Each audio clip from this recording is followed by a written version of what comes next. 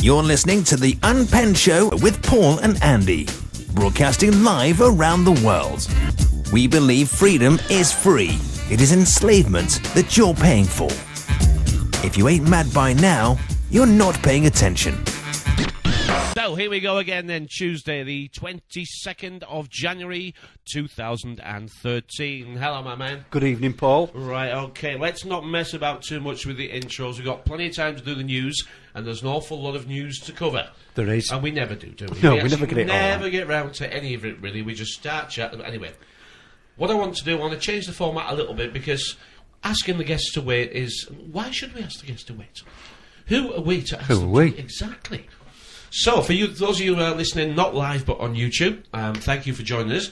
You're listening to Paul and Andy on the Unpenned Show. We have gone solo, where we're doing our own thing, building our own stage. Yep. And below the YouTube caption that you can see will be our Facebook pages, our YouTube channel. You can email us or you can message us through YouTube or Facebook, and we will happily say hello to you if you want us to. Please feel free to criticise, make it constructive, because constructive criticism is what we're comfortable with. It is, yes. All right, blowing sunshine up the privet, no good to us at all. No. Okay, we would like people to say, well, thanks guys, but...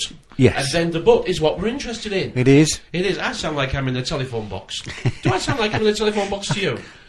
No, you're all right. My headphones, you're coming through loud and clear. It sounds like that to me anyway. Let's get on with business, because tonight we have a live guest all the way from Ireland.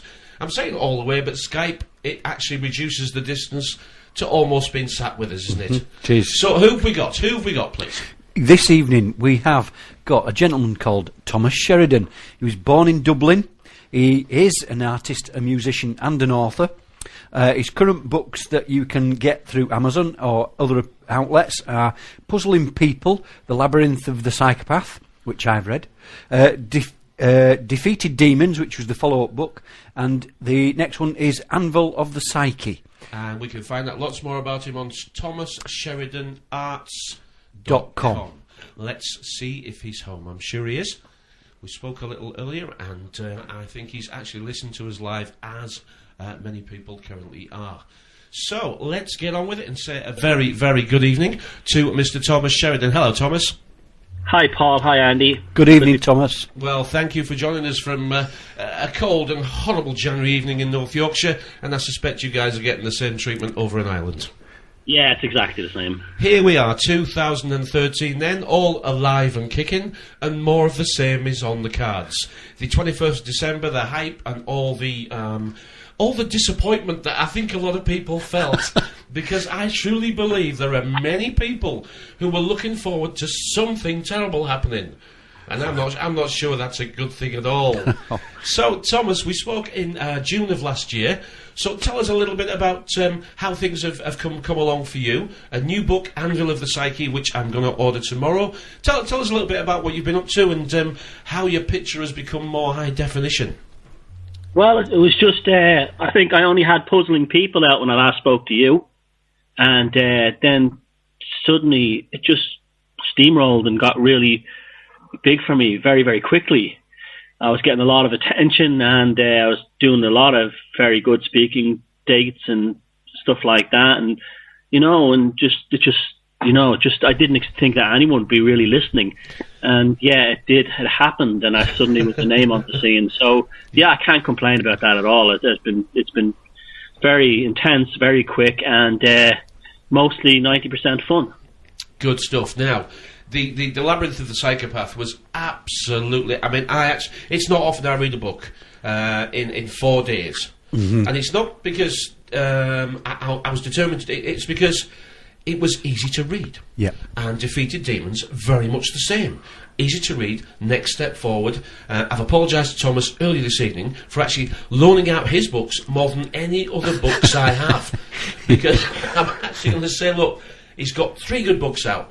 I'm going to I'll loan you one, but you've got to promise me you're going to buy one, because I'm not going to give you another one, because I realise that for all your help in the cause, Thomas, I'm not really helping you a great deal. But psychopaths, I think we all know what the word is in varying degrees, and you take us down to the very depths of the soul, a very internal search.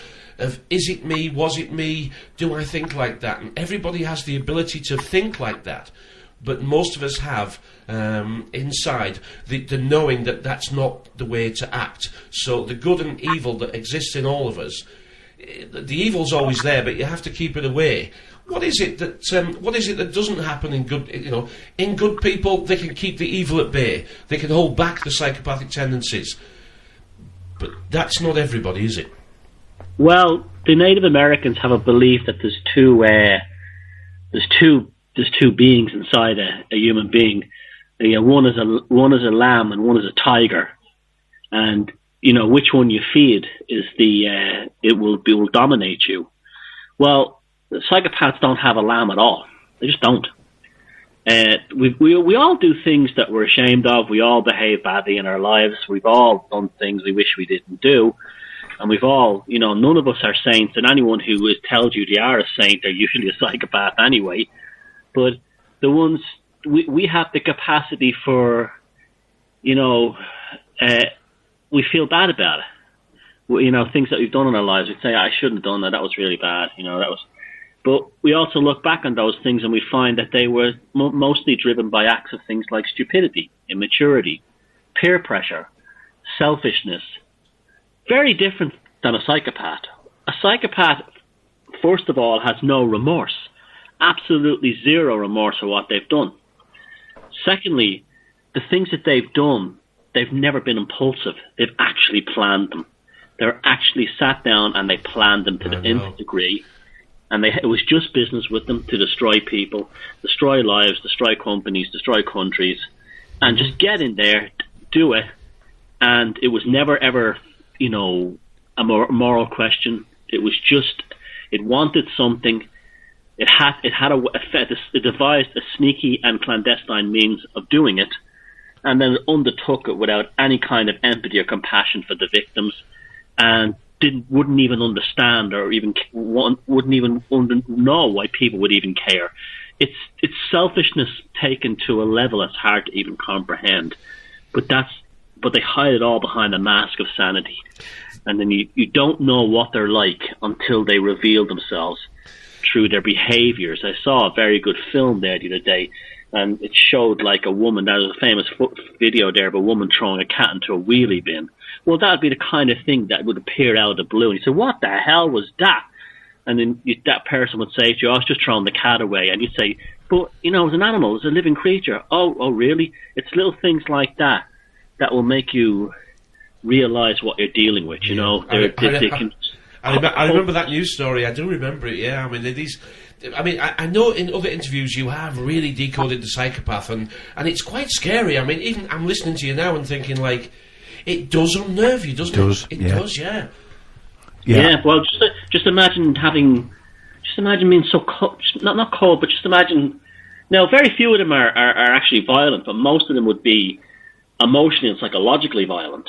But they will lie like they breathe, and they're backed into a corner, and they feel that you're threatening them. There is no limit to the level that they will go down to get rid of you. They'll destroy people and companies to get their jobs. They'll do things like plan child porn on their computers and stuff like that. Just absolute viciousness, and they do not skip a heartbeat, or their pulse doesn't raise or anything while they're doing it. Now, I'm going to ask a question, if I may, because the definition between psychology and psychiatry. Now, am I right in thinking the definition is psychology is much more of a talking therapy, where psychiatry has the ability to prescribe medication? That's basically it. And psychiatry also has a belief that all personality disorders are caused by genetic problems, hereditary problems that are causing chemical imbalances in the neurological state of the individual. None of which, and I have to get that out there, none of which has ever been proven. Psychiatry is a field built upon a theory that has never, ever, ever been shown to have any scientific validation. Now, psychologists, or shall we say, let's go back to the psychopaths, they're treated by psychotherapists, and that what I see in that word is the psycho-rapist. And I wonder, psychotherapists, I mean, statistically, they need more help than the people they're actually treating. And that's because I know one in particular, and she needs some help, I can tell you. Wow, I wouldn't want to. I'm sure there's some good ones too, but that's it. I've often thought it was very strange how the word broke up into psycho, the rapist. Well, and the Greek, the etymology of the term psycho comes from psyche, which is Greek for soul. So that even makes it even more sinister.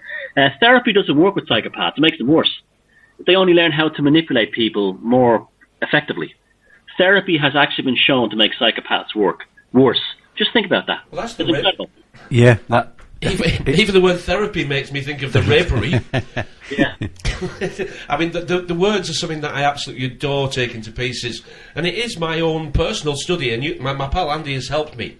And as we've gone down this road, they all make too much sense to be wrong, don't they? They do. But let's, because you're actually interested in the words and the etymology, because we're told in this wonderful virtual reality that Mr. Shakespeare sat down and invented this language we're using today, and if he couldn't, if a word wasn't available, he would make one up. Now, I think that is true to a point, but I don't think he made it up. I think he was following a well-written script, and what we've got in the language we have today is nothing more than a Windows update of what's always existed. That's a good way of putting it. We don't even know who Shakespeare was for sure. He could have been, there definitely was a person called William Shakespeare that was born in Stratford-on-Avon, but that doesn't necessarily mean he was the guy who wrote all those works. They're most likely written by a sort of a group and sort of a writing team. There's no doubt and they were about probably it, yeah. working to rewrite English history, especially on behalf of the Tudors and away from the Plantagenets, to make the Tudors look good, and also to justify British foreign policy at the time, well, English foreign policy at the time, which was in terms of expansion and mercantile interests overseas. Yeah, but our language, I mean, we know our language is a method of programming, which is just a shortened word of progressively ramming it down our necks. But why don't we actually decode the language as the program it really is? Why isn't anybody really doing that? Because obviously this language, through etymology, has grown to be what it is today. And yes, it is made of all that created prior, particularly the empires, the language is the empire we're using. Because we know it started off, Greece is the word, it's the time, it's the place, it's the way you are feeling, that sort of thing. So we know it started in Greece, came through Italy, came through the Latino countries, Portugal and Spain, up through France, landed here in 1066, and by the 1300s they were looking for a new version, and that's the version that we've got today. Although it is going out of use, this language we have now is becoming used less, because our new language is going to be the language of computers. And why don't we decode that language in a way that it makes sense? Why aren't we taking the spin doctors to task who whir us around in circles all day? Anyway, off I go on my own little path of trying to engage you in something that I'm interested in when you're my guest. I always do this, and I apologise for doing it. No, can I just say something? There's an exercise you can do, actually. Robert Anton Wilson came up with this, but the original idea came from James Joyce. And if you start using language, say you start speaking, instead of using absolute terms like, this was caused by that, or this is a fact, change it to things like this might be caused by this, or this could be a fact, and you'll actually have a shift in consciousness because you're taking the absolutism out of the actual syntax and you're replacing it with a kind of a relativity. And once you're in that state of relativity in terms of your linguistic approach to your everyday life, you find that you actually have a shift in consciousness, because you'll actually even do things like reduce your heartbeat and your blood pressure, because instead of living in a world of predefined absolutes, you're living in a world after a while of more relative and more flexible understandings of the interactions you're having with people and places. So that's a very good exercise to do. It works for me, and I think people should do that. It definitely works. I think it's great fun, actually, because the language does reveal itself.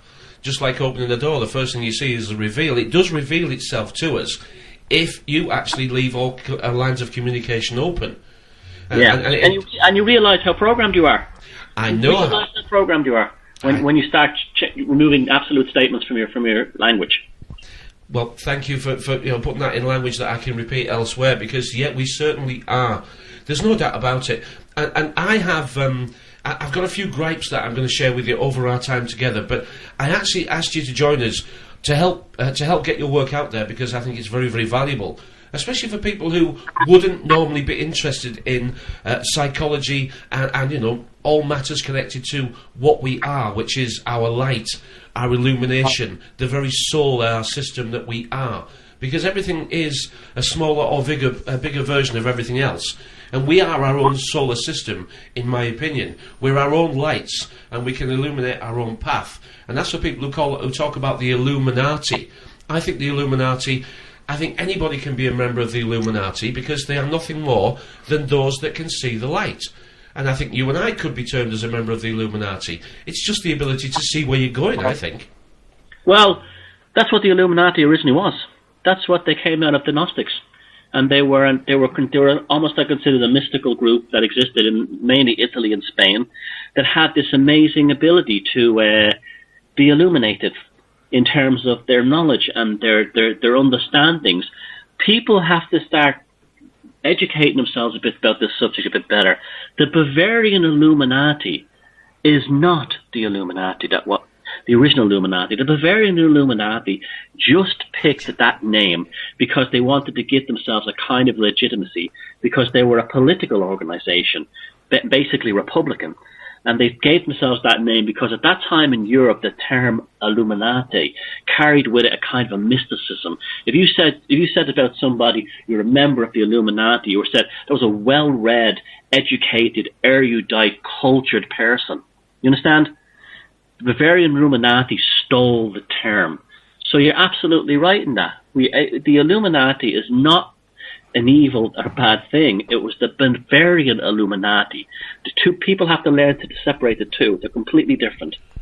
I absolutely agree. And the Illuminati, to complete the word and to be able to see the light, is actually completed with the letters O-N, which is a spell of on. Now, on one reality in where we are today, to turn something on is to illuminate it, to spread light upon it. We cannot learn in the dark. We can only learn with the lights on. We can't see in the dark, so we can't see where we're going. And the word on becomes very interesting to me in education terms, because we send our kid to school for lessons, and we're taught morons are dim, and lessons will make you bright. The devil is a very clever counterfeiter, isn't he? And gives you information. Absolutely, yeah. That puts you in formation. Correct. You said, I've heard you before, and I thought, can I engage him in a bit of a word game while we're travelling through the interview? Because I do believe these words. People say, well, okay, you've taken them to pieces. well done for that. What are you going to do with it? And they say, well, no, this is how they program you. Once you can see it. I've actually, amazingly, a few people will raise their eyebrows here, but I don't mind. After quite a long time of turning away from the television, I've gone back to it. And there's a reason I've gone back to it. Because lovely people like Santos Bonacci are helping us understand the mind control system that existed 2,000 years ago. And they are decoding it brilliantly. And I've learned how it was done before the communication systems we have now. So we understand that it was always related to the church. It was always to be frightened of an entity that you couldn't see, feel, touch, taste or smell. It was always an imaginary entity in the sky. And as communications improved, and we'll jump straight to television, that was the best mind control system they'd ever had. And the internet is television 2.0. It's the next version of mind control. So what I've done is, instead of going into the internet, which I don't like it actually, I've gone back to television. But this time I've got a different set of glasses on. And I can see how they're doing it. And the education that I'm getting is brilliant. Yep, and what happens is, you can deal with these things if you can build yourself what I call a consciousness firewall. A firewall around your consciousness that observes in a passive way the influence of things like television and mass culture allows you to decode and decipher what you're seeing, but it does not alter your consciousness, because the fact that you're engaging with it in an analytical manner instantly throws a consciousness firewall around your psyche, rather than if you were just sitting there and sitting there and it was just going into you without you having any kind of critical evaluation of it beyond the storyline and the plot. So once you get that consciousness firewall around you, which is what you've done, it becomes almost fun, because then you can start to see things. You start to see the motifs come spilling through over and over again. In my new book, The Anvil of the Psyche, I talk about how the whole idea of the rock star or a Hollywood star is completely rooted in the Dionysian cults of ancient Greece. Dionysus was a rock star. He traveled in a chariot that was drawn, that was a stretched limo. He was followed by screaming women, the groupies. And this thing always goes through history. My current one I'm studying is Lady Gaga. This woman is absolutely brilliant. I don't mean musically. Musically, it's nondescript. But her whole image is one of the most brilliantly masterminded piece of, I wouldn't say mind control, but it reaches deep into the archetypal core of the human personality, using these motifs that are based on everything from things like Lilith to Hathor, to the Queen of the West, and all these other symbols that come right through alchemy and right through the whole ideas of dualism. And it's, I have to say, she, or who's ever instructing her on this, has actually done a brilliant job. And that's why she's become so quick, so famous, and so quickly, and has such an impact so quickly, despite the fact that her music is pretty much nothing. It's because she understands, or the people behind her understands, that how to get deep into the core of our archetypal personalities using these mythological and esoteric, images. And so it never leaves us. They've been spellbinding us. Haven't they just? I mean, we're absolutely defenceless against this stuff, aren't we? Well, none of you know about it. That's why I call the book The Anvil of the Psyche. If you know about it, you can actually, you have a strong psyche that can deflect the hammer blows of the cultural impacts. But I'm talking about those that don't know the power of what's been inflicted upon them. Oh, no, of course not. I mean, this is all... Well, the whole idea is to change people's neurochemical, balances by having them artificially driven into states of mass hysteria. Things like serotonin and melatonin, norepinephrine, adrenaline. These things are all pumped and artificially driven by mass media, that people are responding to something they see on television in an emotional way, but it's not real emotions. What's happening is those images, those storylines, and what they're doing is they're affecting their neurology to produce certain chemicals that give them senses of a rush or tension. And that's what they've known this about us for at least 3,000 years, maybe more, that we can be controlled by darkness and light, and imagery presented in light within darkness. That's why Greek mystery plays always took place at night under torches. Absolutely fantastic. It is great. It's great information. Well, we did use... he's breaking up a bit there, Thomas. Are you still with us? I'm still there. Oh, you're still there. I was just thinking about the torture that they used as well. They used darkness as a torture, didn't they? And put you in a confined space as well at the same time. That's very fabulous observation there, Paul, because in my new book, The Anvil of the Psyche, I talk about something called the prisoner's cinema. And when people were held in confinement and darkness for a long time, neurological form constants, these are light shapes and images that appear within in front of our own eyes in the darkness after a while, without any exterior light source, which are called phosphenes. And if you look at the most common phosphenes, which I have displayed in my book, they are exactly where all the logos come from. The triangle, the all-seeing eye, the Celtic cross, the circle with the dot in the middle. That's, again, the corporations know exactly what's in our brains. That's actually also called the prisoner's cinema. Phosphenes. A fascinating study all in itself. And when you're kept in darkness, it alters and light is shown. Say you're seeing a play, it actually increases melatonin, and the imagery you're seeing or the experience you're having becomes so much more intense. This is why the Babylonians had an annual parade of effigies, demonic effigies, along the Ishtar gate towards the Ishtar gate along a ceremonial procession, because they were stars. See where this is going?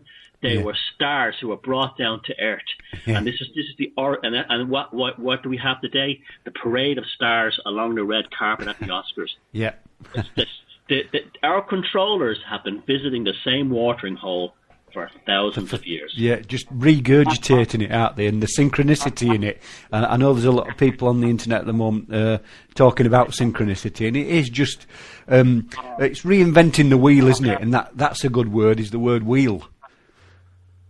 Tell me about that. We were just discussing about it tonight. It's a shortened version, isn't it? We always say wheel. We will. Yeah, we will. Is shortened for we and then, will. And then he goes the wheel of fortune. And fortune, well, what is fortune? We think it's financial, but fortune doesn't say financial, does it? No. It says for music. It says for tune, and it is all music. I mean, we are dancing, aren't we? This is the dance of the masses. I think this is what we know. This is what we're operating under, and we are. It's. You can resist the dance or comply with the dance. You can enter the dance, or you can apply the dance. But either which way, we are dancing. We are a dancing entity, and music is the best way of doing it. Well, I think you're psychic tonight, Paul. I'm absolutely. We're actually having some psychic link here. I also talk in the new book about how music affects the human psyche in such a way that nothing else does. And what's interesting about music is humans are the only species on this earth who's created music. Birdsong is language, it's communication, it's not music. Music is amazing in how it allows us to store information more readily.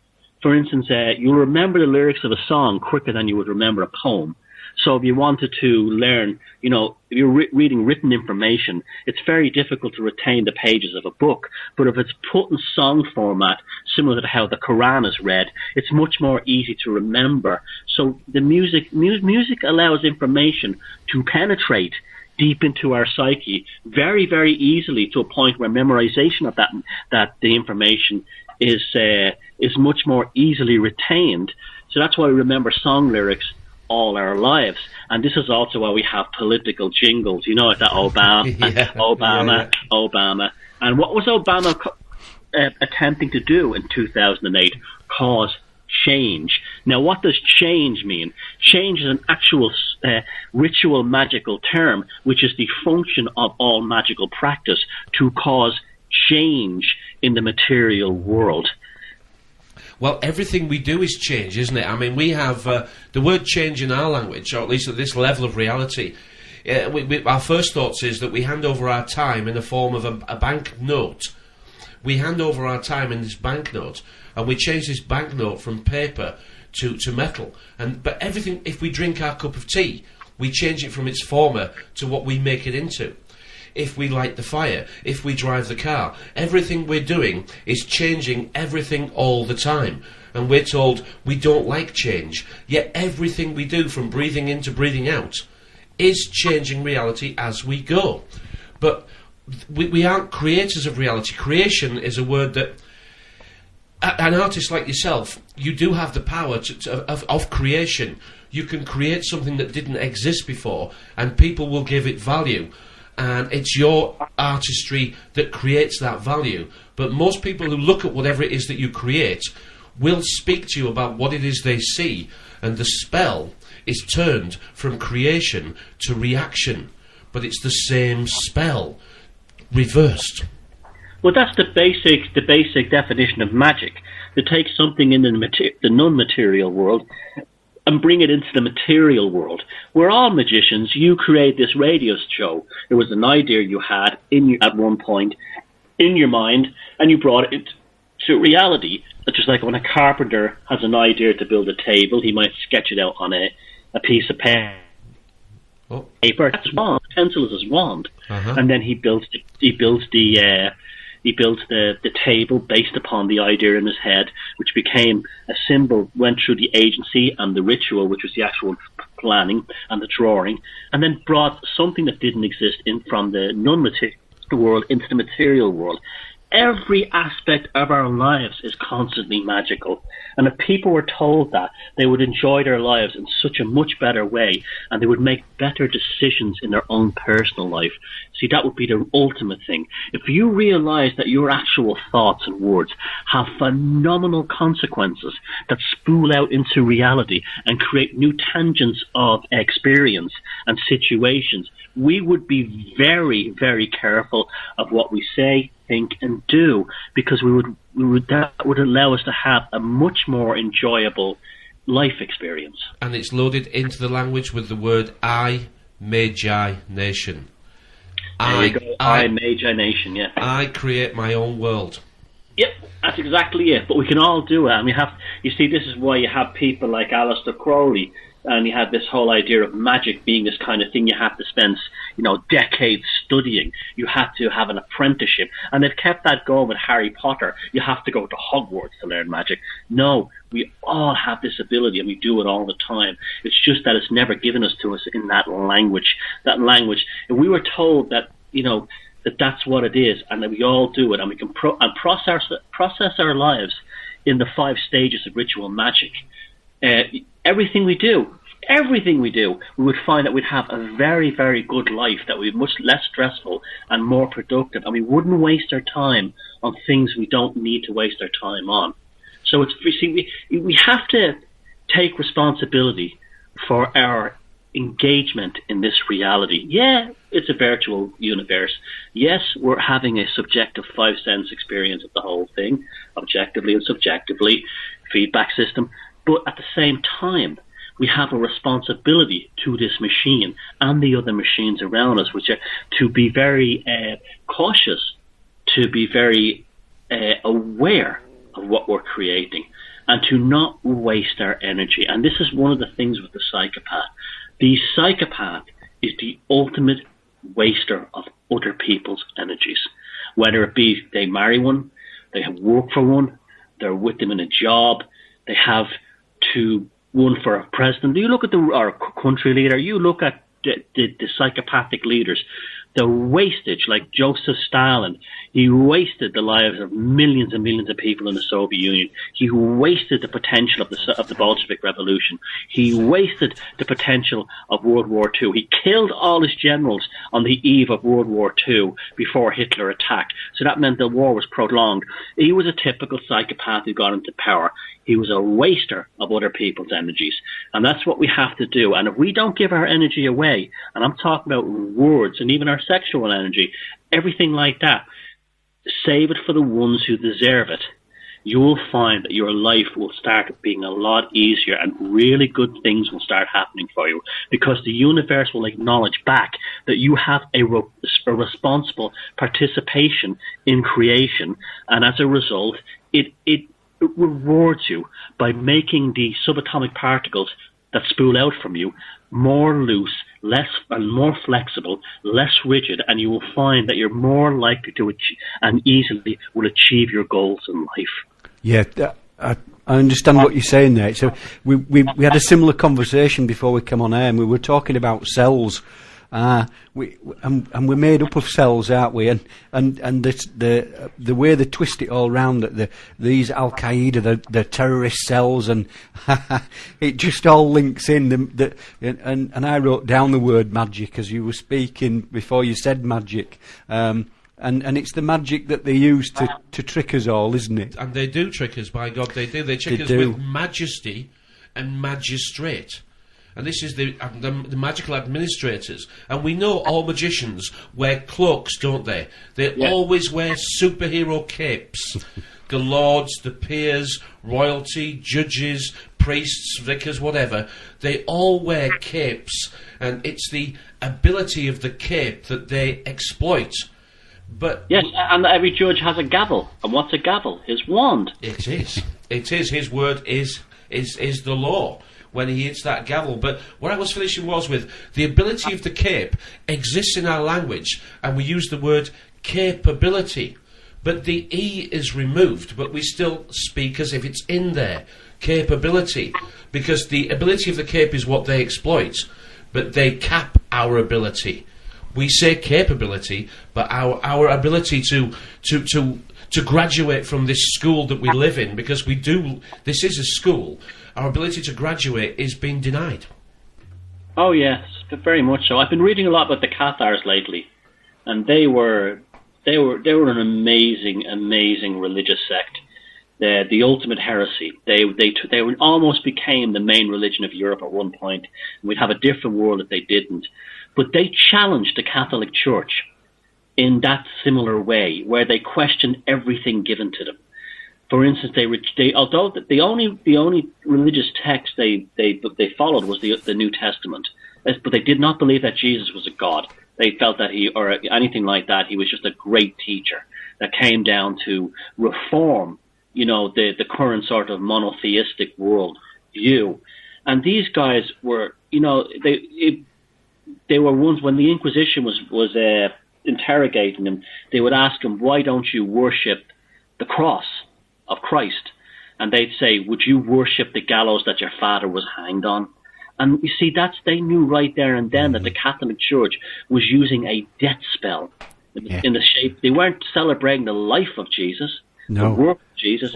They wanted you to celebrate his death and suffering. And of course, the Cathars were all destroyed in the most horrific way. But you see, this is how frightened they are of us developing this conscious firewall and then turning it on them. Could you only imagine how the Dominican monks in the 13th century felt when a Cathar says to them, would you worship the gallows your father was hanged upon? That would have been so frightening to them, that here are human beings, ordinary French and Spanish people, turning around and saying, no, we're not falling for your crap anymore. We know that the real story of Jesus is not about his crucifixion and his resurrection. It's about the work he did in his life, but you are playing on the fact that he suffered because you want people stressed out and suffering because of that story. And this is what people in the Middle Ages, they lived in terror of not going to heaven because they would not be saved or they would not receive resurrection. And the Cathars suddenly took it away. I don't care. I don't care. And this rocked the foundation of the Catholic Church back in those years. And there was millions of French, Spanish and Italian and even people in the Balkans who rejected Catholicism because it was so, suddenly someone said, it's a load of inhuman bollocks. It's evil. Mankind is not responsible for original sin. That's a trick that's been played on us. The Cathars were so amazing that they actually believed the Old Testament was a book written by a psychopathic demon named Jehovah that was done to fool man. It wasn't the real God. The real God had been usurped. And this psychopathic demon called Jehovah, or the Demiurge was what the Gnostics called it, had jumped in and stolen, God from God and gave us a bullshit story how you had to suffer, and if you didn't do what you were told, you would be murdered. And the Catholic Church took that over through the Roman Empire. And so once this was offered to these peasants in France, they immediately became empowered. Not only did they lose their fear of the church, priests had nothing to do, but they also flourished in their lives. The economy where the Cathars lived in France and elsewhere were years ahead of anywhere else in the world. They had beautiful cities, fabulous farms. They had an amazing tradition of textiles and craft workers. They had a standard of living way ahead of everywhere because they'd lost the imposed fear of hell that the Catholic Church had given them. And so that's a classic example of when you break the firewall down, so when you put the firewall up and you start processing the information rather than accepting what you're being told. So this is why it's so worth doing it. Yeah. When you were speaking earlier, I wrote down, ask people to think for themselves. And it's asking the right questions, isn't it, to get them to ask for themselves? But you can change the words so that they stop asking the right questions and just accept what that person's told them. And then I was thinking about what happens. They do that all the way through your life. School, you're not allowed to ask the right questions. You've got to copy and paste, and then they ask the questions, and then you answer it, and they mark you on the questions that you've answered. But you're not allowed to question their questions. And that's same with religion. You're not allowed to question what the Bible's written. You've just got to follow it and adhere to it, and you will be saved. It's same in you go into court. You're not allowed to ask the questions. You're asked the questions, and you've got to go by the facts. But it's only factual to somebody that understands how it was at that time. They may not have been there, so everything can be construed and back to the magic, back to the magician's tricks. Yeah, Ivan Illich wrote a book in the 70s called The Schooling Society, and he called public education, school education, state education, he called it an advertising agency for the status quo. That's all it is. It doesn't. You don't go there to get education, you do go. You get education, but you do not get wisdom. No, they're the differences, aren't they? You've just had a copy and paste system. And all the we call it consciousness. The consciousness that you had as a child with your imagination is taken away from you. Yes, and that's them creating your reality for you. You have to remember, when you want to really take down this whole thing. Okay, do we create our reality? Well, yes, we do. We do, but it's really based on cultural protocols that we've been indoctrinated with. Absolutely. I mean, when we get here, this construct exists, and we are nothing but trained to exist in it. And the questions that we ask along the way when we're younger, the answers are denied to us. It's just the way it is. They're not answers. It's just the way it is. And over a period of time, I have a business, a fish and chip shop in North Yorkshire, and I see it in my young kids that come. I've employed young kids now for over 20 years. And they are lovely kids, 15, 16 years old. I've never had such a nice bunch walk through the door. But there is no fire in the eyes. Their enthusiasm and desire to know things they don't already know is already being beaten out of them. Well, that's unfortunate, but it can be reversed. It can, and I work my socks off, yeah, I do. Yeah, and it's worth it, because all it takes is one thing to open a person up, just one thing. You'd be amazed how the simplest, most straightforward thing, or something they never heard before, can suddenly light that spark in a person again. And set them off on a knowledge path. You're absolutely right, and I do it all the time. All the young kids that I have, I do try and at least get them to understand money, at least get them to understand politics in a simplistic way. And I must say, it's some degree of success, but they're young, and distraction is very much part of their lives. Well, they have, compared to our generation, they have tremendous sensory overload. They're bombarded with, the video games and everything. I even saw something today that nearly made my stomach turn. Prince Harry admitting that he killed Taliban fighters with his helicopter. I saw it, what made him so good at killing was playing Xbox. Yeah, I know. I saw that myself. It's becoming... Bad, isn't it? I mean, I'm nothing against that guy. I mean, I don't care about royalty or anything. I mean, he could be a nice guy, I don't know anything about the guy. But what a terrible message to put out there in the newspapers. They're basically saying to kids, play those video games because one day you're going to need them to kill brown people. It is. I mean, I do marvel at that we do have people who call themselves parents who actually see this following scenario as very normal, and that is kids of sometimes pre-teen but certainly teenagers. Their form of entertainment is to go up into their bedroom and play shooting games to kill people. And this cannot be breeding healthy minds. There's no way I can be convinced that this is good for teenagers at all. Well, we played the plastic soldiers and stuff when we were kids, but it was the unreality of those soldiers. Yes. They were not, an unpainted airfix soldier or some plastic soldier. It was, we knew that was a soldier, just like, a model train is not a real train. You understand what I'm saying? Yep. But the video games today are so realistic. Yeah. There's the graphic, the CGI and the renderings are so spot on, and coupled with the fact that we're often playing them on HD TVs that are very wide, very big screens in a darkened room. Again, we're back to that. Yeah, and then we just add one experience for them than it is for us. And then we just add one more ingredient, and we seem to have what could be called a witch's cauldron, and that is SSRIs. That for me is the greatest issue facing the human race. That's what's causing all the mass shootings in America. That's what's basically destroying the United States. That's basically what I see more and more people in Ireland on, because you go to the doctor here for a pain in your leg and he says to you, do you want some Prozac while you're here, or Zoloft? They're obsessed with getting us all on psychotropic meds. I don't know why they're doing it, but they are. Yeah, it's part of the programming, isn't it? We're seeing it with the vaccines as well. That the stigma. I know people in the NHS, if they don't have the flu jab, you're questionable whether you're going to have a job at the end of the year. And you know that because your wife works in the NHS. Yeah, she does, yes, and she's seen it. But the SSRIs are altering reality for a certain number of people. And what it's doing for most people is, it's pretending this world we live in. It's allowing them to pretend it's still normal. Yeah. When it's nothing of the sort. We are living in a descending reality that is becoming insanity. And these tablets are allowing people to cope on the way down by blocking out. I'm sure Thomas will help me out here. By blocking out the perception signals. What they do is they actually, a lot of the cases, they reduce the electrical activity of the brain. So your feelings are less. You know what I mean? So your feelings towards issues are reduced. But this is a catastrophe on a personal level, because being sad or being down or being depressed is as normal as being happy or content or apathetic. It's just a state of our reality that we accept.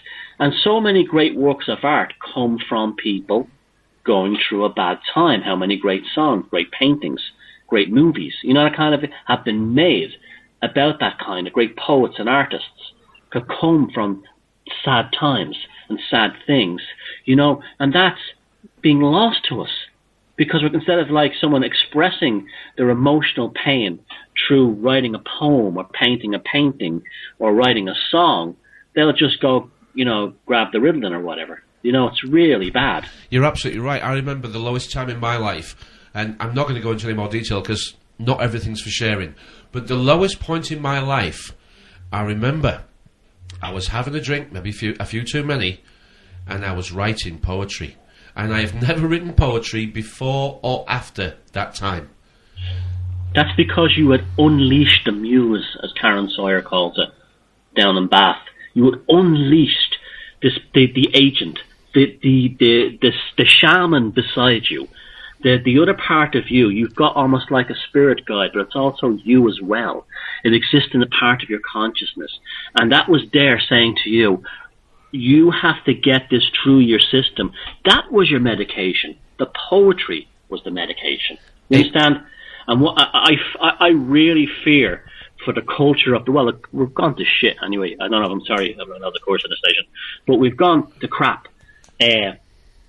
Culturally in the West, Western culture since the 1980s has been in a catastrophic decline in terms of quality, in terms of producing meaningful cultural art forms and so on. It's really falling apart.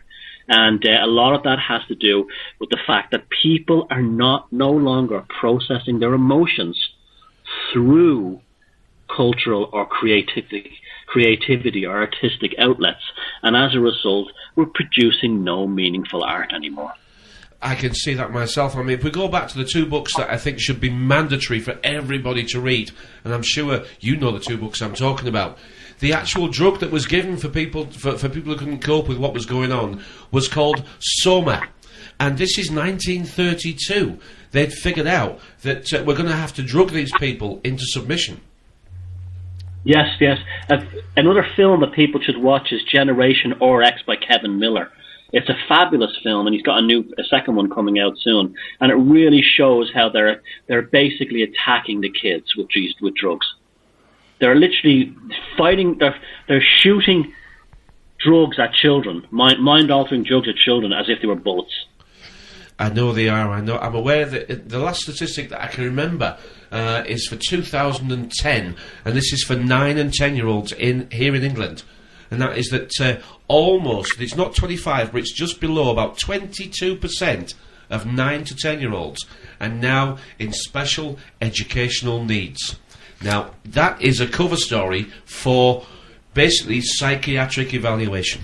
Yeah, and that's because, and it's a big scam too as well, a big money-making scam in that too. But what do you expect when you have the DSM, the Diagnostics and Statistics Manual of the American Psychiatric Association, which is used worldwide, saying that, children who are a bit hyper are disordered. All 2-year-olds are hyper. That's normal. What about saying that grieving, if you grieve for more than 2 weeks with the death of a close person in your life, that you have a psychiatric disorder? This shows that psychopaths write this stuff because they don't have feelings. No. They don't understand that if your husband, your wife, your son, your mother, or your best friend, or someone you're close to, that grieving period can actually go on for years because you're restoring the chemical imbalances in your brain caused by the shock of the death. But you're supposed to do that naturally because it's a healing process. It makes you think differently about life. They think that after 2 weeks, if you're still upset about your husband who died, you have a psychiatric condition. Only and only a psychopath could think that way, and that's who's running the show, particularly who's behind the Diagnostic and Statistics Manual. Now, I know in this country, and I think in America, and I guess it's probably the same everywhere else, and that is that when you go to the doctors nowadays, it's not like going to the doctors of old. First of all, my doctor is now younger than me, which is a first ever, but I'm not blaming her. But she cannot prescribe to me anything that is not on her screen. She goes through a tick box of questions, and it comes up with the diagnosis and prescription for her. Now, I don't know how many options she gets. Now, I've asked her if can I see the screen? Can I see what you're doing? And she's very protective. I haven't been for a number of years, thank the Lord, but she was very protective over that screen, and I said, but that's got information about me. Surely you can share it with me. And she did turn it around, and it was a tick box question type diagnosis. Oh yeah, they have that system in Ireland too. And you want to hear what's even more scary? They're going to introduce ads on that document. So if you're going through the doctor's doing the patient's diagnosis, an ad for an actual medication might come up that they'll give you that one that comes up on the ad. Can you believe that? So they're advertising doctors. They're not only locking them into the only medications on the system, and that's all a scam too between Big Pharma and the health boards, but also they're now going to have ads where the doctor will be influenced by advertising to give you a medication you may not need. I love the way you say influenced. I think we should be using the word rewarded. I was just thinking that. I am aware that all doctors, every prescription they write, I'm not sure of the financial remuneration, but I do know they get paid for writing prescriptions. It may come with a set of golf clubs, maybe? And a weekend away. Well, they get reps who visit the clinics, and these reps give them theatre tickets, concert tickets, you know, that kind of... I heard stories of, like, you know, one place here in Ireland where the guy came in and Bon Jovi was playing the week afterwards, and he gave all the women tickets to see Bon Jovi in Dublin. I mean, this is bullshit, you know, what's going on, you know. That's this, and they all think it's great, and he buys them lunch and everything like that. Now, I know that in the Fortune 500, it's called, there are 5 Big Pharma, and I do smile that everybody uses the word Big Pharma, because that's what's going on here. Not only are we being bloody framed to see a picture that's been projected for us to see, but we're also being farmed. Yeah. And Big Pharma, there are 5 Big Pharma companies, and those 5 Big Pharma companies make more profits than the other 495 on the world's top Fortune 500 companies. And how do they make most of their money? Well, the stats vary, but more than 50% of their business is making food additives, and the other percentage of their business is making tablets to treat the problems that the food additives cause. And this stuff is easy to find. You can find documentaries by RT on this stuff. Oh yeah, it's a beautiful scam when you think about it, but again, it's a scam that only a psychopath can come up with. The devil never makes a bloody thing, does he? No. But he takes everything good, turns it round, and sells it back to us. Oh yeah. A good saying that my nan used to say, and I use it so often now, is she used to say, birds of a feather flock together. And one psychopath will attract another psychopath, and if they can work in packs, then we know they do it, don't we? They're a gangster squad, that's what they are, and they work together as cooperations most of the time. Yeah. They cooperate. You know, well, they're solitary predators in most situations. However, the ones who at the top are the ones who've realised that if I surround myself with like-minded types like me, we can all rise the ship together. So that's how they coagulate. That's the word I use, a coagulation of psychopaths. And that's why they're clustered at the top of corporations and governments. I mean, who would want to do this except psychopaths? I mean, that's the truth of it all, It isn't is. it? Who would want to control people to this degree? I mean, we are spied, tracked, traced, fined, charged, listened to. It's becoming uncomfortable. I mean, because of the business that I have, I see a lot of people every day, and I'm not frightened of speaking out. I don't know how many customers I will have deterred from returning, but it will be more than 10, but maybe not as many as 100. But I'm not stopping, because I use my victims, customers as we call them, I use them as my practice of how can I engage these people. And all I get back from the few that engage me is confirmation that this system exists, they're aware of it, and they're using it to their benefit. Yes, there's ways of waking people up. You shouldn't force yourself to do it first. You should be sort of, I'm sure you're like this, Paul, in your shop. You're conversational about it.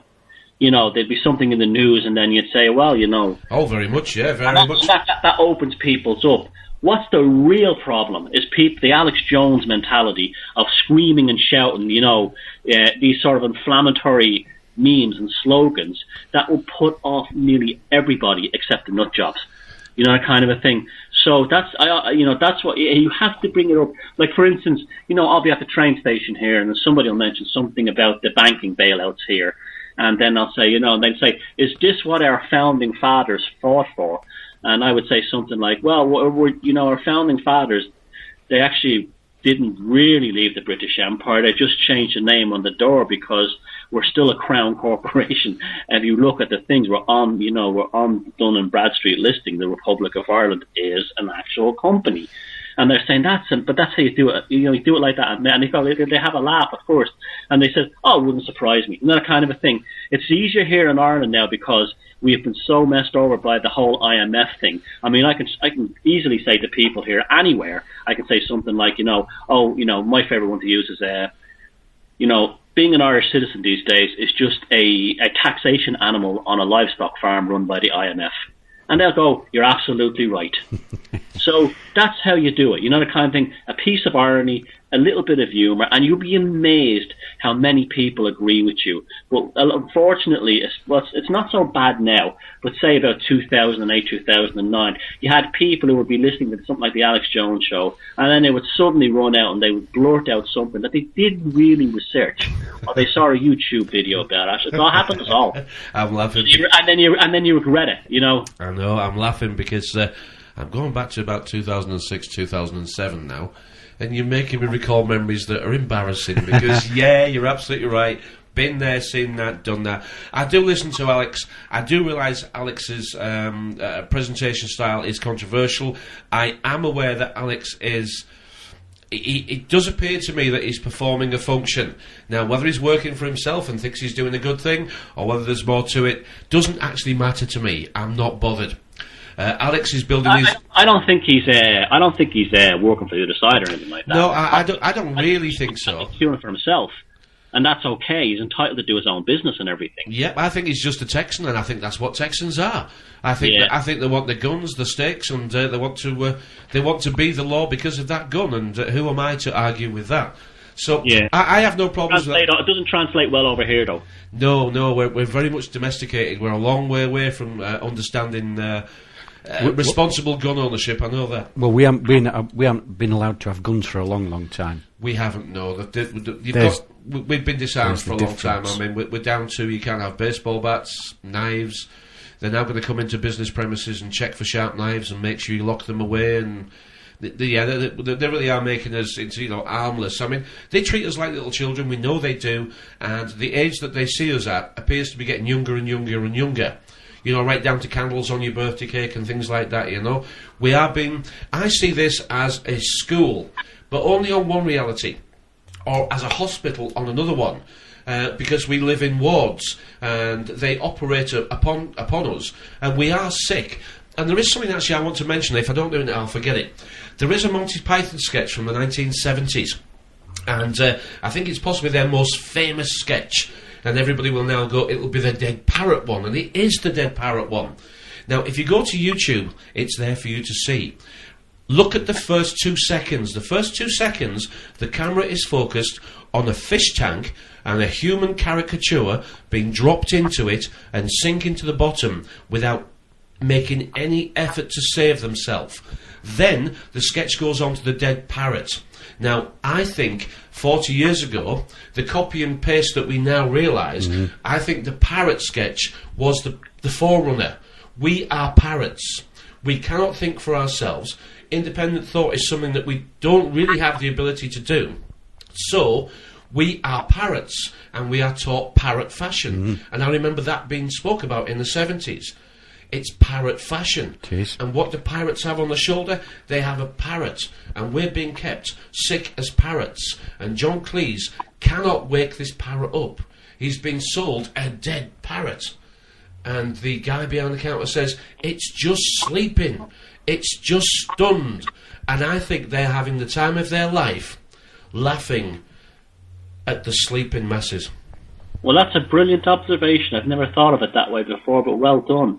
But we see those things all the time. We were watching the old Frank Herbert movie last night, Dune, from the 80s, the one with Sting in it. Yes. Fabulous film. And that has so much of the same motifs and synchronicities in it as well.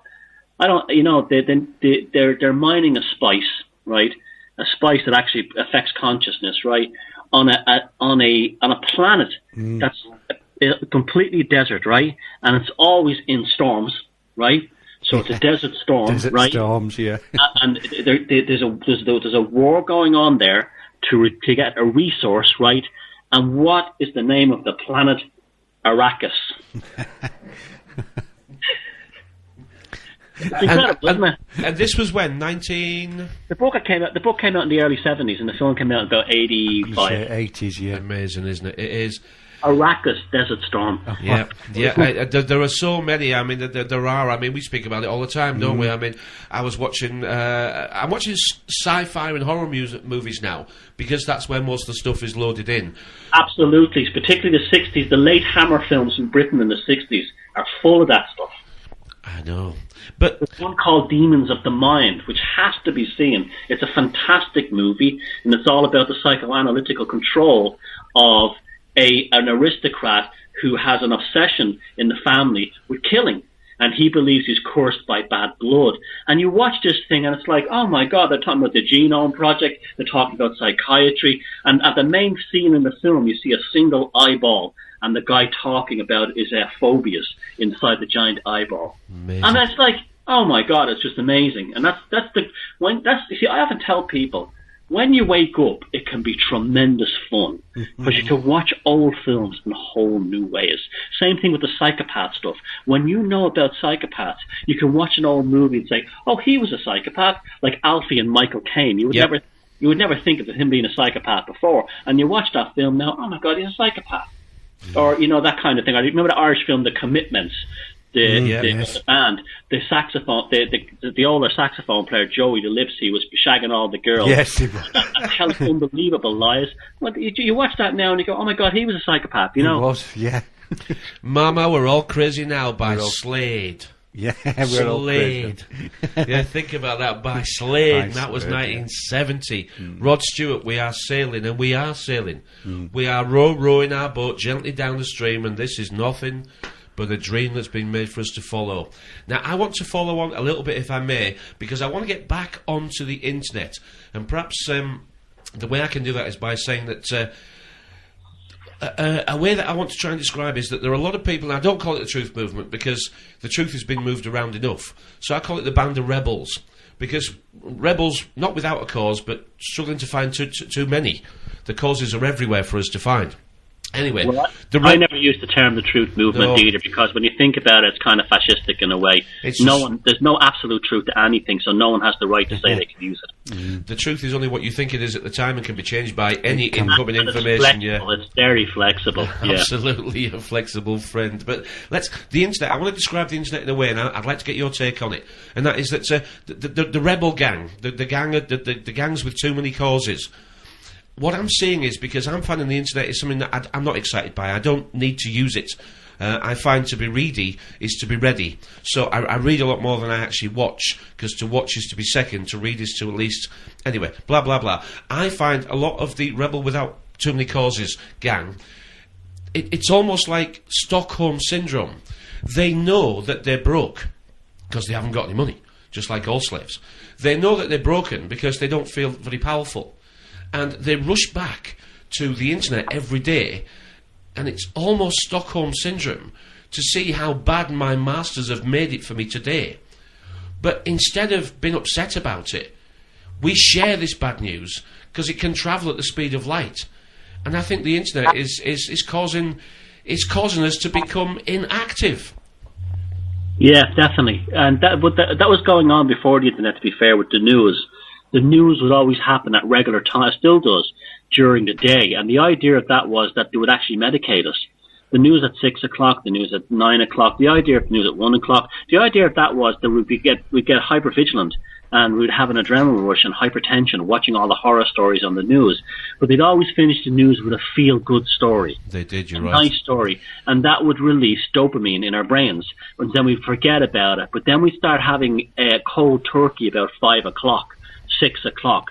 So we'd have to get the news at 7 again to get our next fix of dopamine. And then again at 9 or 10 o'clock, Trevor McDonald would give us our go-to-bed fix of dopamine on ITN. And that's what they've done to us. I mean, they've known about this stuff for a very long time. 24-hour news channels work in a different way. You're in a constant state of hypervigilance. This would be very similar to the idea you're talking about the internet here. We'd be on a constant state of hypervigilance. And what would happen was you would be constantly told breaking news, a breaking story is coming up. And what this would give you an artificial sense of excitement, an adrenaline rush. So you would never take your mind off the show. We're actually medicated by these things through our own brains. They know exactly what to do to release certain hormones in our brains and how to make us addictive. And they have known about this for thousands of years. And the internet's the latest version of it. They call it newsfeed, and we can receive it on our tablets. Yeah. Yeah, and tablets. Yeah, and what about Kindle? Yeah, Kindle Fire, burning books. I know. We've done that one. We've done that one. Yeah, God, exactly how the they same get away thing, with yeah. it. Because not only can they send books to your Kindle, but rather than burn them, they can just change them. They can just change the content. They admit this. They've been caught doing it. Yeah. Well, there's that film, the Ray Bradbury book, as Ray filmed it too, Fahrenheit 451. Yep. That's this great scene where Cyril Cusack lectures the fireman about why we burn books, and he was like, it just gets the people upset. Yeah, we are fed and kept in the dark. Yeah, Well, we really are. Was it the Industrial Revolution? Didn't they go and burn the printing presses at one time as well, and say it was evil and yeah. Yeah. I was doing some writing there tonight about the Spanish Inquisition. A lot of that thing about the Spanish Inquisition and the witch burnings, they were portrayed much worse than they were because the Protestants at the time of the Reformation had the really good printing presses in Germany and the Huguenots in France, and they could spit out the propaganda much faster than the Catholics in Spain and Italy. And that was the Reformation was that's when propaganda came to the fore, only because the Protestants had the better printing technology. So that was the start of InfoWars. Oh, very well. It was long before. Back to Alex. that would have happened way back in the time of the Romans. Yeah. You used to have like the fellas reading out the news and advertisements in the street. But yeah, that's when that was literally. There was a rush by Catholics, particularly in Spain, to bring their printing system up to date because the Protestants were just pumping out this unbelievable, and a lot of it was lies too, or highly exaggerated. If 10 Protestants were killed in a city, they would say that 1,000 were, that kind of thing. Yeah. It's still the same, isn't it? It is. It is. It's we just love it. We're almost like dogs digging up new finds, as it were. And I'm sure there's plenty of people go on the internet every day. They search the news sites, find the bad news, and want to be first to report it. I remember when I first found Facebook, and what did I describe it as? Journalists. Yeah. What I have is free journalists supplying me with their news from around the world. And I've never used Facebook for anything else apart from news feed. Yeah, well, Facebook is just a huge, gigantic data gathering operation. That's all that is. Of course it is. For corporations mainly, just to see what you buy, how you think, and what they can sell you. I realise that. I do realise that. Now let's try and get to a more positive slant on the future as we see it then, because we've decoded the present and the past in our own unique way, and people will enjoy it, or they'll ask questions, and they're quite welcome to do whatever. But let's get to, how do you see things moving forward? Because this is a war for the mind. This is a war to make us think and feel and run into the global village, which is the internet. The internet is the communitarianism that we're trying to be persuaded into, the collective consciousness, the global. This is it. And how do you see this working out? Because although the number of awakened people isn't obvious, a lot of people are sat behind closed doors knowing something is wrong. How do you see the future working out? I think I have good days and I have bad days.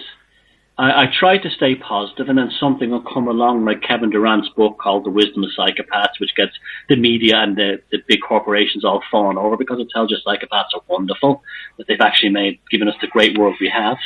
And then I realise, then I'll feel bad about that for a while, and I say, well, that's all my work all gone down the Gary Glitter. And then I'll find out that, well, people are basically ignoring that. So I'll tell you what I think the future will evolve. I think you've nailed it then. It will be people at home sussing it out on their own, but there'll never be a popular or mass movement. That's never going to happen. That's a fantasy. I mean, the Occupy movement was actually created by the control system to see if they could get us out there on the streets. So many people handing out petitions for you to sign because they were getting the names. And so that didn't really work, because the only people that got in the Occupy movement were still the people who weren't awake yet. There were people who were probably kind of liberally leftist people who probably think that, the most, to them, Obama would be a radical, or Michael Moore would be a radical. That would be as far as they would go, that kind of thing. Not Noam Chomsky if you're lucky, but there'll be a lot of people who are sitting at. I'm seeing it in Ireland all the time now. There's a silent internal revolution of consciousness insurgency. You see, Paul, we have to remember, we are the first generation that's been like this. I bring it back to what you said about the illuminated ones. You have a fish and chip shop in Yorkshire. I'm an artist and a writer in Ireland. Someone else could be a ballet dancer in Vienna. And we all are developing these same interests at the same time. Usually when things happened like this in the past, they were class-based. The working class all became socialists.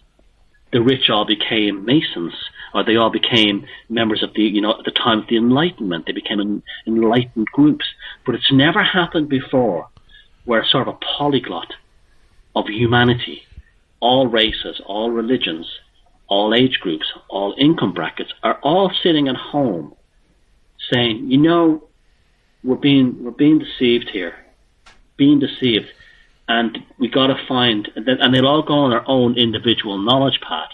With me, it was the psychopath, and it was cultural protocols and stuff like that. That's my interest. You guys, you like etymology. Yep. Other people will be studying the oil business. And this has never, and other people, the pharmaceutical business. It's never happened like this before. And I'll tell you one thing that must have rattled the biscuit out of them was the 2009 swine flu. That was a catastrophe for them. It absolutely, it failed dismally, didn't it? In Berlin alone, they had to get rid of 2 million vaccines. Just in Berlin, they had to dump them. It was an absolute, and why? Because the average person, far more people than they realised, was saying, firstly, I'm not sick. Secondly, why is a vaccinated person a threat to me who's unvaccinated? Because they've already got the virus. So even if I'm sick, it won't affect them. And that when people are starting to think, they're starting to have logical insight. They're starting to see the silliness of the electoral system. You go onto any newspaper site, all the mainstream papers, The Guardian, The Independent, any of the Irish Times, Daily Mail, the cynicism of the general public is incredible. They all know that the whole thing is a sham and it doesn't work. The internet has allowed the majority of people not the majority, but a large numbers of people who know something is wrong for the first time to voice that. And what happens is the ones who are sitting at home thinking about this saying, you know, I thought I was the only person in the world. I thought I was the only person in the world who thought man-made global warming destroying the planet was a load of crap. Yep. Yeah, I mean, for me, I describe it in a different way. In this global game, or even local game, it's whatever size your world is. In this game of pass the book, when the music stops, what you have in your hand is a present. And if you can keep the music stopped for long enough, you can unwrap this present. And you can have it, and you can decode it, and you can read it, and you can share it. But you have to stop the dancing. Because this is the gift that we've been given. The gift is the present. Stop the music and unwrap it. Yep, it is. And it's a worthy and it's an enjoyable journey. And what's the word? Revealing. If you approach it in the right way. If you don't approach it fear-based. Again, what I was talking about, the altering of reality, the tightness and the complexity of the subatomic structure seems to be made worse by fear. It seems to loosen up when you're positive. That doesn't mean you should be airy-fairy positive. It means when you're pragmatic or your positivity is prosaic. You're trying to do the positive thing, but you're aware that you move. You know, it's not going to be done for you by angels or anything like that. So that or aliens. Or aliens, so, no. Yeah. So that's or a Messiah. Yeah, exactly. And when you have that attitude, you do find things work out for you. It does happen. When you're confrontational or negative, you will find that whatever it seems to do, it packs the reality into a more densely constructed matrix that nothing changes and you're actually forced into a box. But if you're more flexible and you're less, like for instance, my big thing is like symbolism. You take back the symbols. I mean, I have a picture that goes around now that I created, and it's a picture of the all-seeing eye, and it's just a picture of the all-seeing eye on top of the pyramid, and I just says it's just a pyramid on top of an eye. An eye on top of a pyramid. That's all it is. It means nothing else. It's the meaning you give to it. There are literally tens of decodes for that picture. And and you know what the one should be is? It means nothing, and that's the end of it. It's just an interesting picture, and I guess what? I'm going to draw it tonight for a laugh. And then you take back that symbol. But then you have some people who go, oh, it's satanic, it's demonic, oh, I can't even look at it, and stuff like that. They are, and then they call themselves wakened up or woken up people. No, I know, my friend, you're a bigger prisoner than when you were calling yourself a sheep. I exactly agree with that. I think the internet is causing so much trouble in the rebels' causes. If we said, didn't we? If you're still arguing with people, you're not through the first maze. No. All right, you're still stuck in the maze. There's one way in and there's one way out, and you'll figure it out, or you'll spend your time in the cul-de-sacs. If you're still arguing, you're not done yet. People are. There's something in human nature. We're desperate to know that our story is the right story. It's just the way we are. But sometimes it's I found the best thing in life is to sit back and say, someone says to me well, I don't agree with this aspect of what you said about psychopaths. I said, well, it's an emergent feeling study, and I'm perfectly willing to be wrong about that. That's what we say. We want to be wrong. Yeah. We want criticism. We want to be wrong. If someone said to me, Paul, they've just played the biggest joke on you ever. None of this is real. Relax. Everything's okay. It was just a test. I'll say thank God for that. I won't be worried the slightest. I want to be wrong. Because being right means that I have to fight and fight and fight and keep doing this. I'd much rather retire, bugger off to a sunshine island and put my bloody feet up. Exactly. Have a few beers and then forget about it. Exactly, but I can't do that because something inside me says, this is what you've got to get busy with. And we have loads of down days, don't we? I mean, I have loads of down days, and I know every time I get a down day, I say, learn your lesson from this down day. What's the lesson? Take your time. If you don't feel like doing the show, don't do the show. But learn the lesson, because I think I'm being shown how to win. But it's only my personal race. It's nobody else's race. It's for me. And you're not an evangelist. No. You don't. Your radio show is a discussion with your listeners. Yeah. It's not a polemic. You're not preaching. You're having an interactive dialogue with your with your listeners. And that's the way it should be. It should be an exchange of information, an exchange of knowledge, an exchange of wisdom, rather than a platform. And that's really healthy for everybody. I think so too. And you try and reorganise this mess age that we live in. Because the word mess age doesn't really conform to communication, but we have it to indicate communication. Mess age. Well, if you can't see what that's trying to create, well, you're not listening and understanding. We live in a world of war and peace. And everything we do, every relationship we have, is war or peace and all the steps in between. And if you can lean towards good and lean towards peace, that's the best way you're going to actually sleep well at night. Well, I have a graphic in my new book that's about dealing with hype, dealing with information.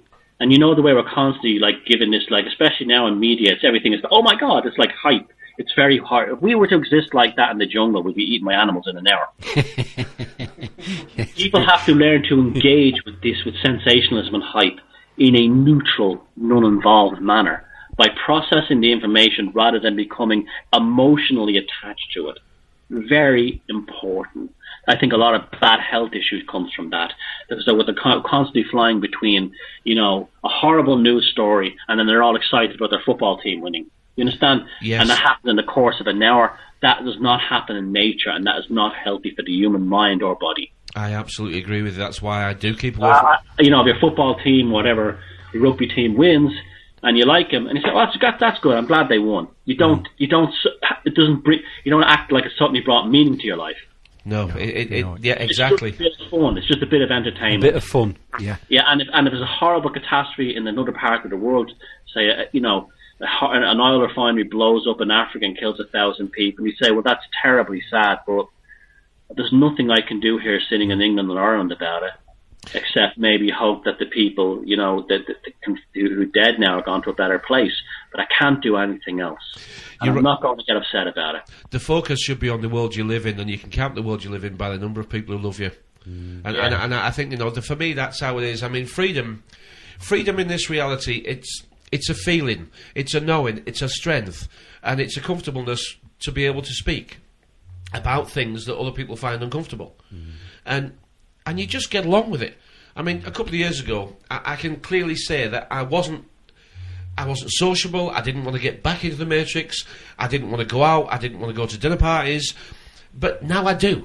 Now I feel confident enough within myself to go back in, join in, and try and see if I can make a small difference. Well, that's the true waking up. There's 2 points to wake. There's 2 stages of waking up. The first one is when you break out, when something happens in your life that explodes you out of the matrix, and you suddenly realize that you live within what I call the psychopathic control grid, and the lords of perception have been distorting your mind, distorting everyone's mind. You process that through, you build a firewall around your consciousness, as you have done, and then you go back into the matrix with a set of armor, and then with a knowledge to know that you've almost like an immunity. Yeah. You've built an immune system. We call it bulletproof, don't we? And Yeah. that is that people can say what they want to me. And now my first question will be, why have you said that? Yeah, this is why I'm very wary of this bunker mentality, where these fellas who get lock themselves up in the bunkers or join cults or anything like that, lock themselves on the ground, waiting for the end to come. These like crazy Christians. Oh, well, I shouldn't say, but they're brainwashed. Really, I shouldn't say crazy. But you know what I'm saying? Yeah. Where they live in a state of fear, locking yourself in the dark again, going back to your torture chamber. Back worse. You're not woken up then. The thing is to go through that state. It's like a relationship, it's like it has its good days and it has its bad days. It's a relationship you're having with your own psyche. And sometimes your psyche will actually let you down and it will challenge you. And you'll have to go to kind of almost like counseling inside your own mind to have that internal dialogue with the core of your archetypal personality. And when that dialogue is processed, and it's going to be hard because I tell you, a lot of bad stuff about you is going to have to come up. Yep. You're going to have to confront your own shadow. You're absolutely right, yeah. But when you're alone in the dark, the dark night of the soul, and you process your shadow, and you realize your fundamental limits as a human being, both good and positive, then you can begin your journey out of the labyrinth. Just like in Greek mythology, and all the mythology tells us, it's a journey of the hero's journey into the darkness and then restoring again. Well, that's exactly what the waking up process is. You're outside the labyrinth in your early days. You go into the depths of the labyrinth. You slay the Minotaur, and then you come back out into the sunshine, a hero reborn. And that's what the waking process ultimately is in this whole scene. Millions of people all over the world entering into the labyrinth and coming out renewed. The problem is there's some people, and I'm not going to name names, through this fear-based programming within the alternative media, which locked them inside the labyrinth, afraid to come back out again. You're absolutely right. The word awake, the word wake or awake, it has so many connotations in this reality.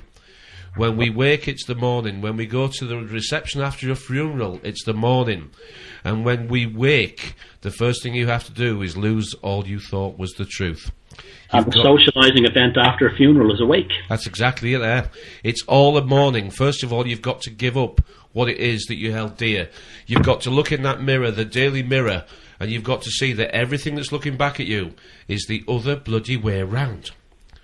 It's not, You're looking at yourself in another view. Exactly. Remember, we are dualistic beings. We are processed of dark and light, up and down, positive and negative, male and female. That's why a man has nipples. That's why a woman has testosterone. Everything is contained within us, and our job is to process that the best way we can in order to live within this reality and accepting that this is what we are, and that includes our faults, and includes our shortcomings. And that includes the ability to believe and stand up and say, I made a terrible mistake.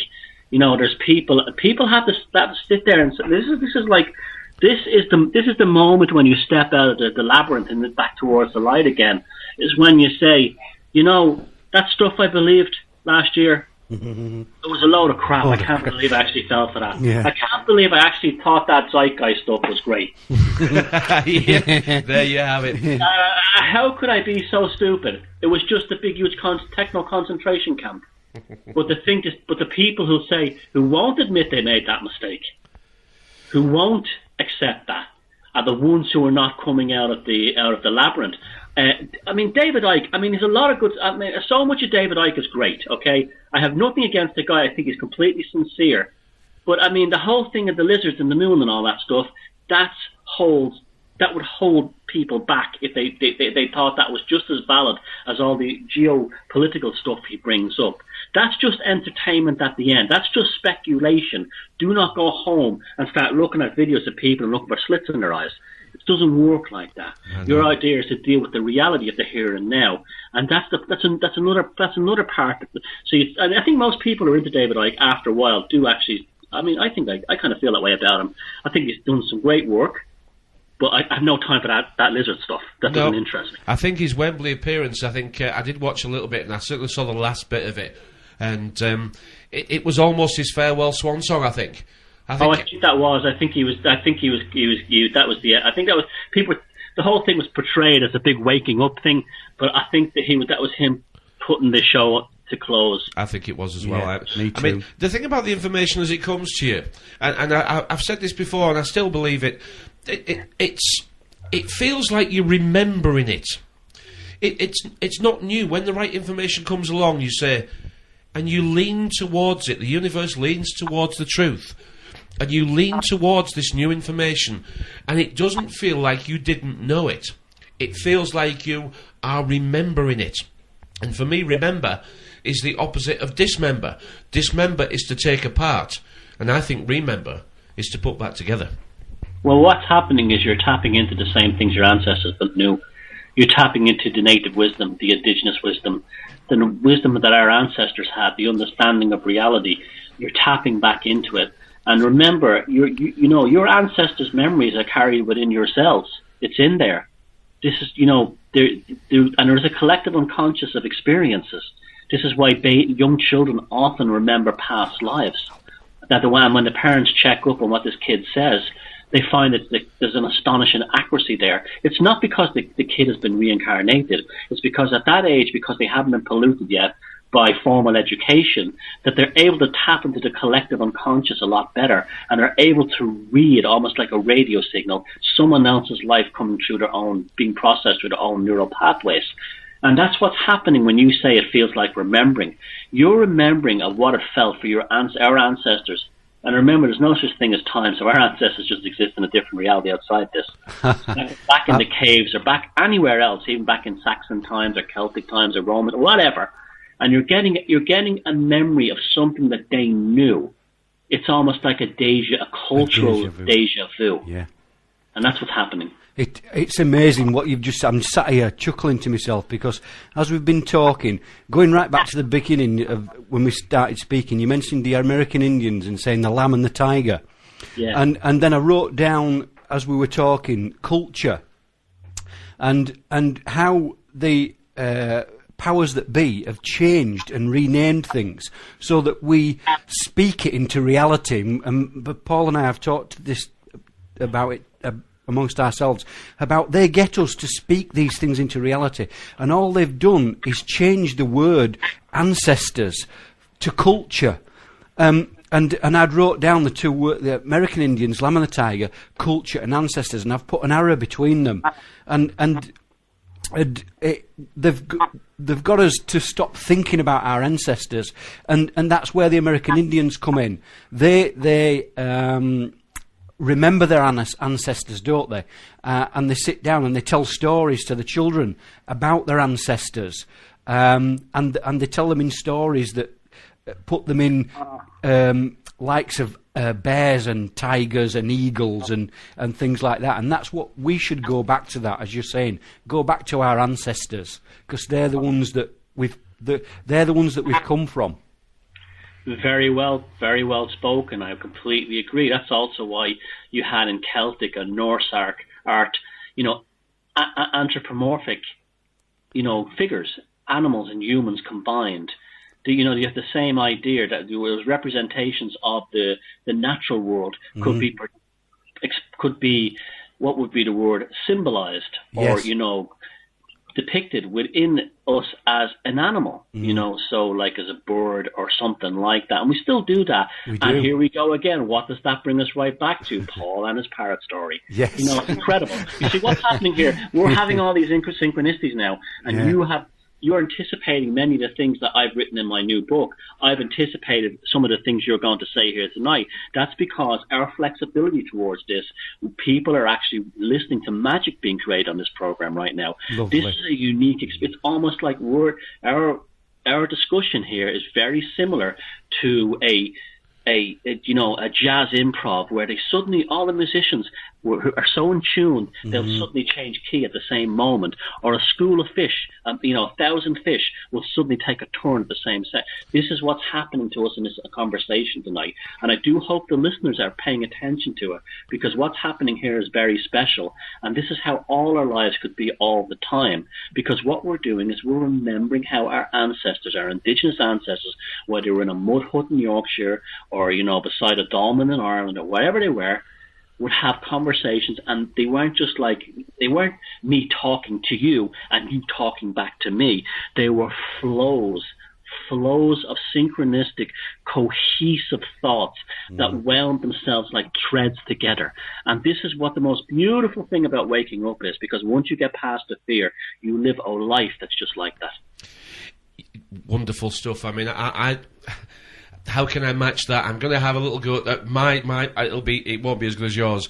We've taken the pitch. We've both taken the pitch. You've taken the pitch, and I've taken the pitch. And if we turn around a pitch, it's a picture, and we're going to play a game. We've entered the ring, and we're not going to fight. We're going to paint a picture. We're not. That's what we are, a picture, and we're going to throw the ball out there and see if anybody throws it back. Because we're working together. We're not fighting. This isn't a boxing ring. It isn't. No, this isn't a boxing ring. This is a circular ring where you hold hands and you all think, this is better than fighting. It is. Yeah. That's what we're trying to do, and that's what we try and do every week. But your help this week has been outstanding. It's helped us. It's helped us. It's brought more out of me tonight than it has for the past 6 months. Because you say it, and I think I've got something I want to say. And you say it. You've joined in. I did, yeah. You've been brilliant. I mean, it's. You're right, Thomas. It's been a very special hour and a half, and I must say, from the bottom of my heart, thank you very much. Well, thank you for allowing me to engage in this process with you, Paul, yourself, and Andy, because it felt very special because it was special, and I hope when this goes to YouTube, a lot of people hear it because there's a lot to learn here.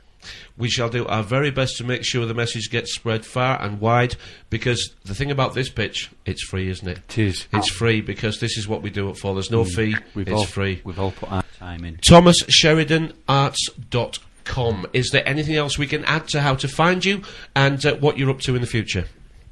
Well, I've got some speaking dates in Scandinavia soon, so I'm looking forward to that. I'm returning back there. They're only starting to wake up there now, so it's a bit of a challenge, but it's very exciting too to see them. ThomasSheridanArts.com, and I am a poor artist and writer, so I'm not. People would buy the book. I would be very grateful, and they're good books. You'll learn a lot from them. They are good books. And I think they will make your life better, and that's ultimately what I want to do. I want to make people's experience on this world safer and more engaging.